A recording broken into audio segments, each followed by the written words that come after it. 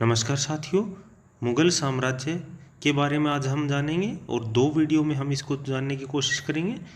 पहली वीडियो में होगा बाबर, हुमायूं, शेरशाह सूरी और शेख चिल्ली, अकबर, इलाही धर्म के बारे में जानेंगे। टोडरमल, हेमू, पानीपत का दूसरा युद्ध, ये सब हम इस वीडियो में जानेंगे कंप्लीट से। बाबर। पानीपत के पहले युद्ध में विजय प्राप्ति के पश्चात बाबर ने भारत में मुगल साम्राज्य की नींव रखी। पानीपत की लड़ाई में जीत के उपलक्ष्य में बाबर ने पानीपत में काबुली बाग मस्जिद का निर्माण करवाया, जो कि उसकी पत्नी के नाम पर किया गया था। काबुली बाग उसकी पत्नी का नाम था। बाबर के खिलाफ हुए विद्रोह कुछ इस प्रकार से हैं। फौजदार खां का विद्रोह। बाबर ने जब हरियाणा में प्रवेश किया था तब हिसार के फौजदार खां ने उसका विद्रोह किया था 1526 में, परंतु उसे मार डाला गया।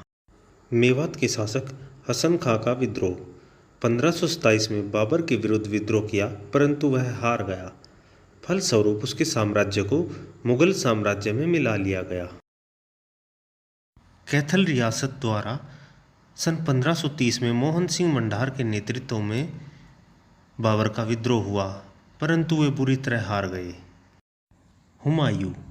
बाबर की मृत्यु 1530 के पश्चात हुमायूं बादशाह बना, परंतु शेरशाह सूरी द्वारा चौसा की युद्ध 1539 में वह बिलग्राम की युद्ध 1540 ईस्वी में पराजित होने के बाद वह सिंध चला गया। इसके बाद शेरशाह सूरी का आगरा व दिल्ली पर कब्जा हो गया। शेरशाह की मृत्यु के पश्चात सरहिंद के युद्ध 1555 ईस्वी में पुनः दिल्ली पर काबिज हुआ, परंतु दुर्भाग्यवश 1556 में शेर मंडल पुस्तकालय की सीढ़ियों से गिरकर उसकी मृत्यु हो गई। फतेहाबाद की मस्जिद का निर्माण हुमायूं ने करवाया था। शेरशाह सूरी। शेरशाह सूरी का संबंध हरियाणा के नारनौल से है। उसका जन्म 1486 में हुआ था। उसके पिताजी जौनपुर राज्य के अंतर्गत जागीरदार थे। उसके बचपन का नाम फरीद खां था। बचपन में फरीद ने तलवार से शेर को मार दिया, जिससे प्रसन्न होकर बिहार के अफगान शासक बहार खां लोहानी ने उसे शेर खां की उपाधि प्रदान की। अपनी योग्यता के बल पर सैनिक से पदोन्नति पाते हुए वह पहले बिहार और फिर दिल्ली व हरियाणा के शासक 1540 में बने। कालिंजर के अभियान में 1545 में बारूद फटने से उसकी मृत्यु हो गई। शेरशाह ने चांदी का रुपया व तांबे का दाम नामक सिक्का चलाया। बाद में यही भारतीय मुद्रा का आधार बना। शेरशाह ने ग्रैंड ट्रैंक रोड NH-1 और NH-2 का निर्माण करवाया, जो वर्तमान में NH-44 है, जिसकी लंबाई कलकत्ता से लेकर पहले लाहौर तक होती थी। शेरशाह ने ही GT रोड पर कोस मीनारों का निर्माण करवाया था। ये टोटल 88 होती थी। शेख चिल्ली। शेख चिल्ली शाहजहाँ का धर्मगुरु था तथा हरियाणा के थानेसर में रहता था। थानेसर में ही संगमरमर निर्मित उसका मकबरा है। इसे हरियाणा का ताजमहल भी कहा जाता है। अकबर।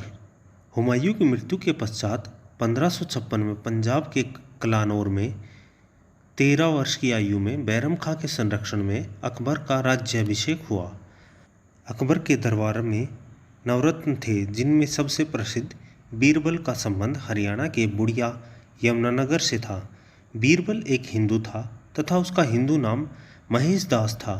बाद में अकबर द्वारा संचालित दीन-ए-इलाही धर्म अपनाने के कारण उन्होंने अपना नाम परिवर्तन कर महेश दास से बीरबल कर लिया था।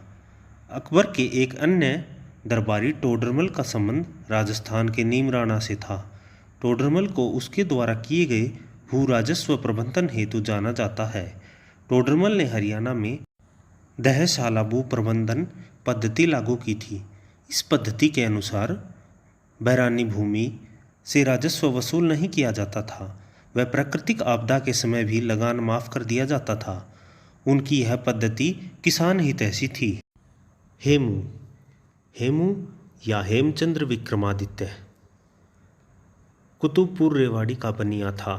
हेमू का परिवार नमक सोरे के व्यापार करता था। वह एक साधारण सैनिक के तौर पर शेरशाह सूरी के उत्तराधिकारी आदिल शाह की सेना में भर्ती हुआ, परंतु वह शीघ्र ही प्रधानमंत्री बन बैठा।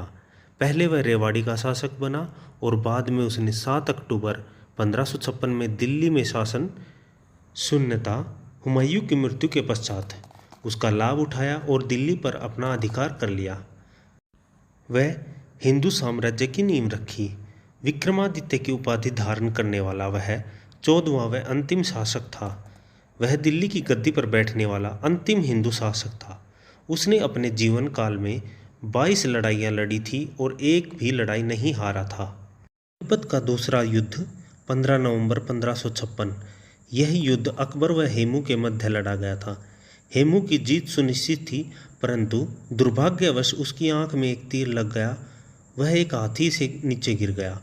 उसकी सेना में अफवाह फैल गई कि हेमू युद्ध क्षेत्र छोड़कर भाग गया और सेना का मनोबल गिर गया, जिसके कारण फलस्वरूप वह हार गया। अकबर के संरक्षक बैरम खां द्वारा उसे मौत के घाट उतार दिया गया।